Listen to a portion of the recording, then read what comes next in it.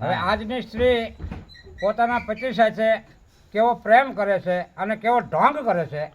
એ વાત એક આપણે સમજવાની છે કે પત્નીની વાત જે છે એ પતિ એના પત્નીનો જે વર્ણન કરે છે એ હું તમને કહું છું એ તમે સાંભળો કે સોરી વખાણ કરું રે મમનારી એની ચતુરાઈની તે બલિહારી એટલી ચતુર કે એની વાત ન થાય. આંકડાના પાનનો રાંધે શાક બનાવ્યું નહીં બશેર મીઠું મંગાળી બે ભાગની રે રાંધે કાળી જીરી નાખીને ઘાસલેટથી ને વઘારી રે સોરે વખાણ કરું રે મમનારી એની ચતુરાઈની તે બલિહારી માથુરે ઓળી રાંધે કીલડી છોડી નહીં વાલી અંબોડાની આટી એ સૂર્યનારાયણને ઊભી વિનંતી કરે છે કે